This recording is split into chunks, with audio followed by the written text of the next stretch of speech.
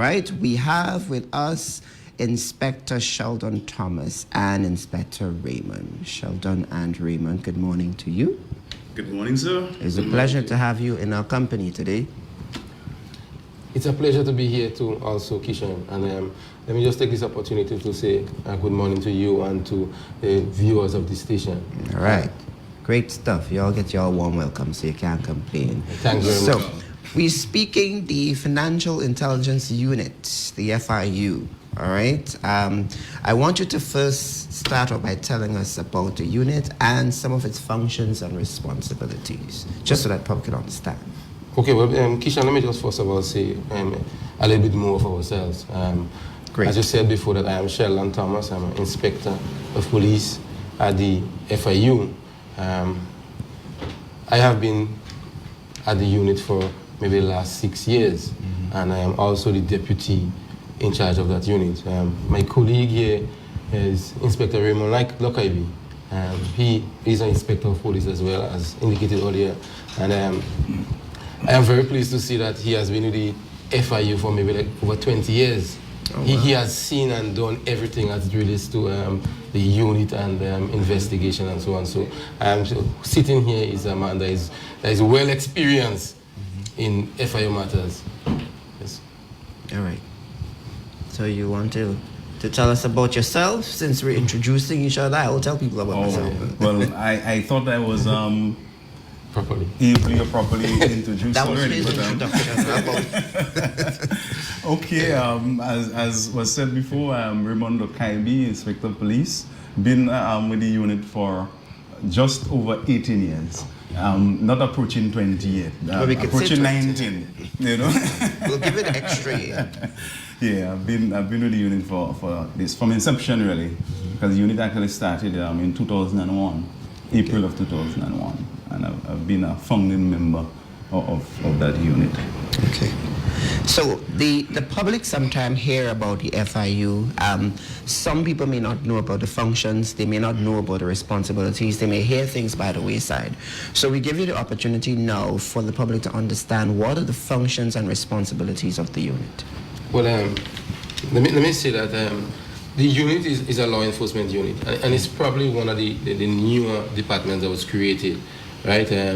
Most of the persons at the unit are police officers, but we are an independent body and are subject to the directives of the officer in charge and the rules and functions as mandated by law.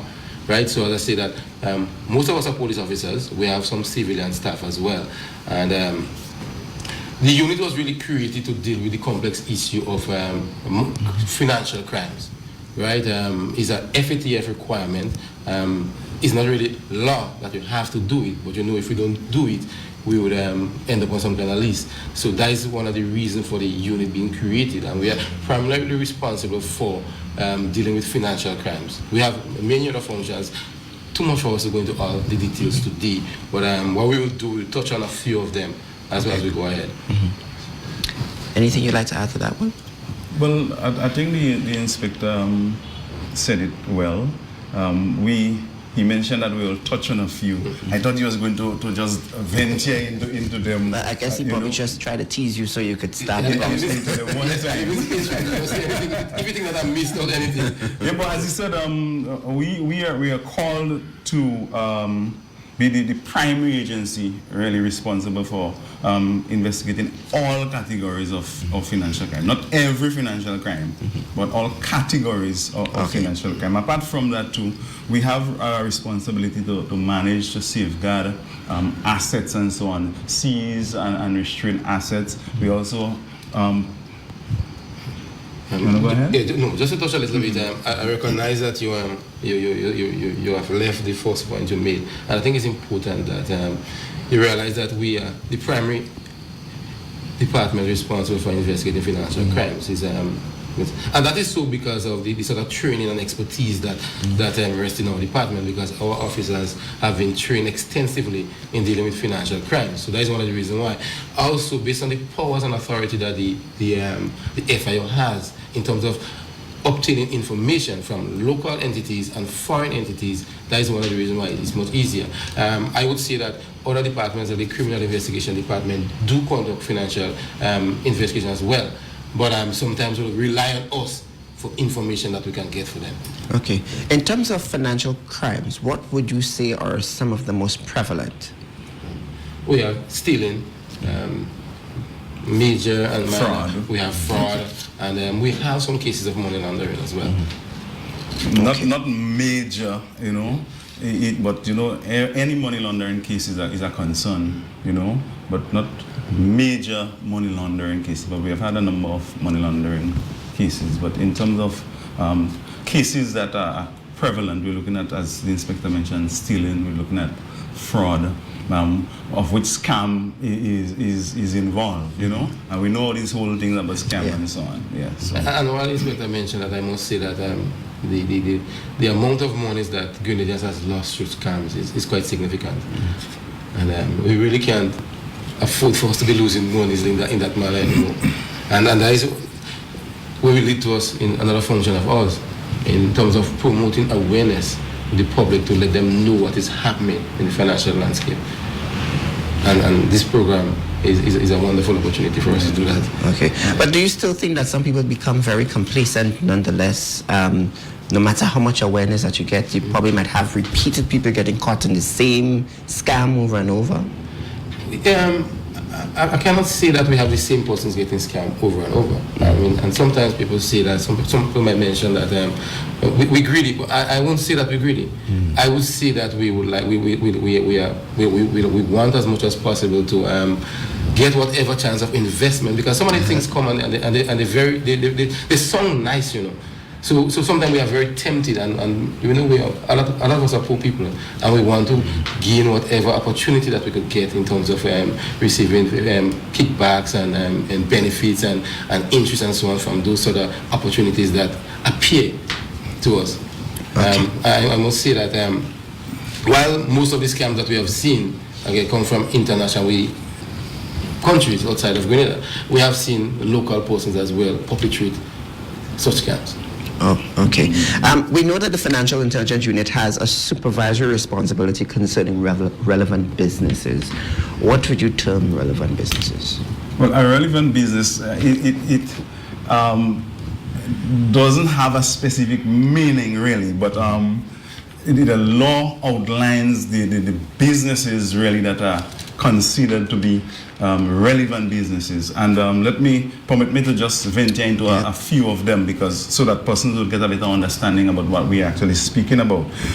Real estate agents really are relevant businesses. Okay, persons in banking are also considered to be relevant business. Car dealers, buying and selling of cars, relevant business. You have attorneys who deal with money management on behalf of clients, attorneys who deal with real estate issues and so on for clients. These are also relevant businesses. You have credit unions and insurance companies. There's a host of businesses that are captured under that actually heading, so that these entities are actually responsible for ensuring that they have their house in order, really, you know, in order to safeguard against money laundering and terrorist financing. So yeah, these are actually some of the entities that are actually considered to be relevant businesses. It's a long list, and I don't think we'll go into all of them at the moment, because it's kind of extensive. Okay. We spoke about the supervisory responsibility of the FIU. Can you elaborate on that? Yes.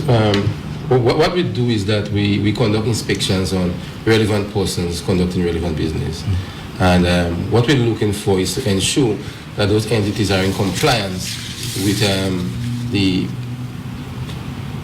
Terrorism Act, the Proceeds of Crime Act, the regulation, the anti-money laundering guidelines, and any other enactment relating to financial crime. So what we do basically when we go on, we're looking for compliance. We want to see that you are doing what the law says that you are doing. Customer identification, to ensure that you're getting proper IDs and that you're verifying those IDs represent the persons that you're dealing with, right? Another area is record keeping, because you are mandated by law to keep records for a certain amount of years. It tells you the type of record you're supposed to keep and the form in which you're supposed to keep it. So those are the things we want to ensure that you have policies and procedures and processes in place to adequately prevent and or forestall money laundering and terrorist financing. So when we come and we look at your policies, if you're not there, then we advise you on how to get there. There's also sanctions and penalties. You could be charged and so on. We have not gone there, and in fact we have conducted a number of inspections and we have not gone there, but we issue guidelines and so on where entities can upgrade the system and so on, and we do follow-ups. So we tell you that we identify your flaws if there are any, and we tell you how you can fix it, and we do follow-ups and so on to ensure that you're right there, because we know that everything that we do, we have to ensure that we up international expectations. Like, as you know, we are inspected every so on. Right now, we are waiting our foot-run evaluation, which is going to be June 2020. So we have to ensure that we're doing the right things and ensure that we're on par with international expectations. Okay. A lot when it comes to the FIU, one would say focuses on the business entities and so on. Customers as well play an important part, I would assume. And we also always hear about customer due diligence. Can you tell us about that part of it? Okay, before I even go into that, I just want to, on one of the things the inspector touched on, the policy. That policy has to receive the approval of the Financial Intelligence Unit. So that policy that would speak to a lot of what the inspector mentioned would have to first receive approval. It has to be sent to the FIU. The FIU look at it, and if there is any need for tweaking and so on, that will be done and sent back to the institution, and then ultimately the approval would be given. So that policy will be put in place in order to be able to assist in combating the issues of money laundering and terrorist financing. Touching on customer due diligence, it's really steps that institutions are required to take, okay, in order to prevent, forestall, to detect issues of money laundering and terrorist financing. This is actually what customer due diligence is all about. And we're talking about one of the things, customer identification, for example. You know what happens when you go to an institution to probably when you're initiating a first contact. When you go to start, when you go to become a customer, they would ask you for certain information like your ID, your address, your employment, and these things. Okay, these are all part of customer due diligence. You as Inspector mentioned, your salary, source of funds, source of wealth, and all these things. So they build up what you refer to as a profile on that customer, so that the institution, as we say, it would know their customer. KYC, know your customer, so that you know who you're dealing with. And that is what really customer due diligence is actually about. And this is... And just to go a bit further, and just not just know your customer, also know what your customer is involved in. So you must know your customer business as well. Okay. But what if you have a situation, I know there could be some customers who think that you're delving too much into their business. I might probably sell 2 cows, get a sum of money, but then I go into the bank and said, I just sold a dog. I mean, how do you work around that? Well, you see, the institutions have a responsibility as well as the customer, because the institution have a responsibility to ensure that who they're actually doing business with are persons who I would want to refer to are above board, legitimate individuals. Okay? So that's why you see institutions keep asking customers questions about the source of funds and so on, because it is important that these customers do not input risk to the institution, and it's all about risk. Okay, you don't want a customer to be, you don't want to be harboring a customer who inputs so much risk into your institution, and at the end of the day create problems. Okay. We know about the risking and all these things. I don't know if we have time to touch on that, but as I'm on it, where you lost correspondent banking, one customer could cause that. One bad customer One transaction. or one bad transaction could create a problem for a whole institution. In our education, it is important for the entity as well, to protect the entity and to protect the country. So, I mean, sometimes customers do complain that they go into the institution and a lot of questions, but it is important. And if you are operating above board, we see no reason why answering those questions should be a problem. At all. At all. Okay. One of the very sticking thing that came out, you had a media session last weekend, and one of the biggest thing that came out was the issue of the SUSU. I mean, I looked at the comment when the story was going, and you have the average Grenadian who will think, well, okay, that's my money that I actually decided to pay to get my partner hand. Just elaborate on this. Why is it so important for persons to kind of understand? I mean, I probably would be in a better position to understand that, okay, you have to see where your source of funds come from. I mean, if I'm coming to the bank and dropping $10,000, I mean, come on. So just... You see, we know the origin of SUSU, right? And the little community togetherness and so on. But things have evolved, okay? And criminals do look for every opportunity whatsoever in order to launder the funds or to probably finance acts of terrorism.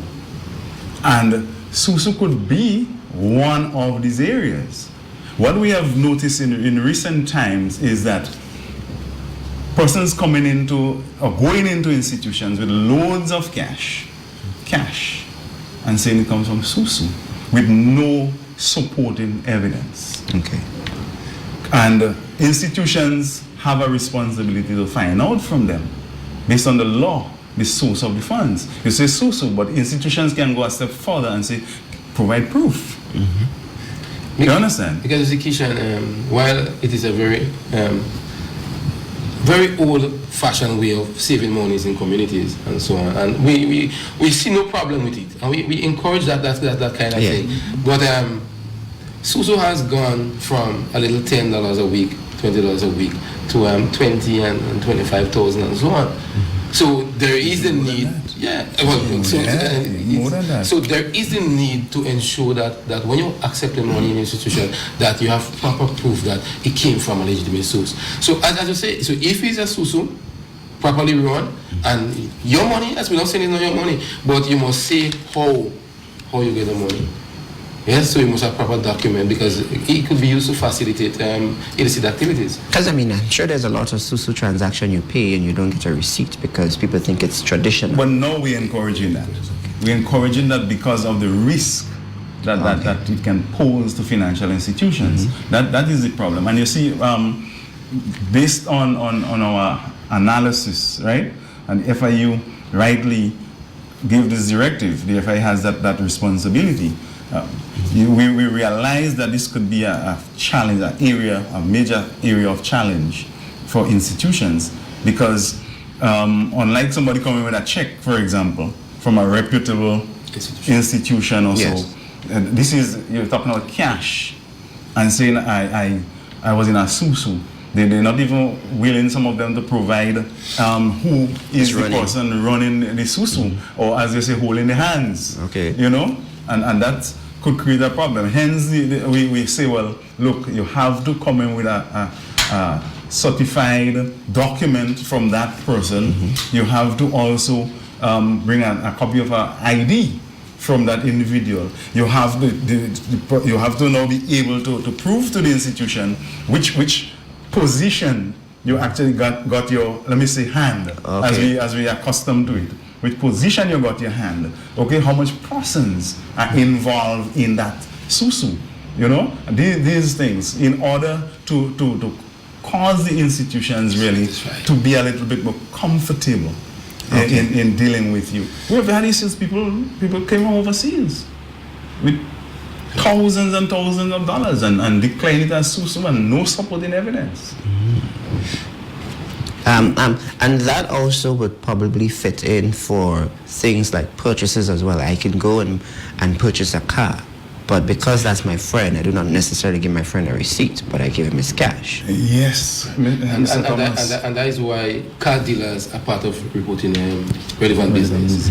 So they as well have to ensure that they have proper documents when making such transaction and keep records. As in fact, we have been doing some inspections on car dealers recently. Okay. Yes. And we know that used car dealers is a very, very thriving business in Grenada. So we have to ensure, because I mean we know that people goes to car dealers, loads of cash and just purchase a car. Yeah. No document, no receipt, nothing. Interesting stuff. You know.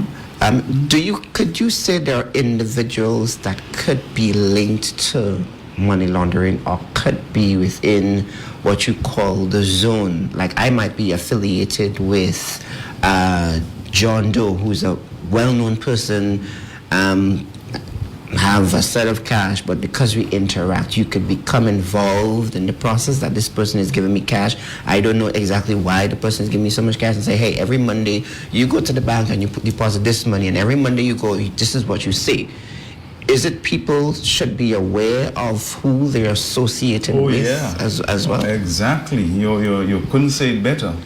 It is critical that you know who you associate, because you can become culpable, if I may, by way of association, right? If you associate with persons and they get involved in certain things, you know, you assist them one way or the other, you can become liable for your actions, and it is critical. We have advised, and we continue to advise persons not to just accept monies from persons and go to make deposits on their behalf. It was a practice before where we see it within a certain financial space where employees, you know, the culture, employees do business on behalf of, or make deposits on behalf of persons, you know, and they could be using these employees in order to launder money, unknowing or unbeknown to the employees, and this is why we continue to encourage persons, don't just do that. You should know, you should know where the money is coming from. You should know what amount of monies you're going to deposit, because you could find yourself in problems if you don't actually verify. As it relates to the public, in terms of the ordinary person watching, or anybody else who's watching, what are some of the steps that can be taken if you suspect that someone might be, or you might be exposed to? And what are some of the systems that the FIU have in place to support the person like myself? You know, I can come and say, hey, this is what I noticed, this is whatever it is. Well, support in terms of, because you can report and you could be anonymous. You could be anonymous, okay. Right? We have institutions that report suspicious activities, and they are mandated to do that. We do not disclose to the general public that a suspicious activity was reported on Raymond. Okay. We don't do that, and when we actually investigate, we try to do it as discreetly as possible, so as not to tip off or alert whoever the person is, that make them wild. No, to make them wild. In fact, if I just add in, just a step in here, the law mandates that inquiries are done discreetly.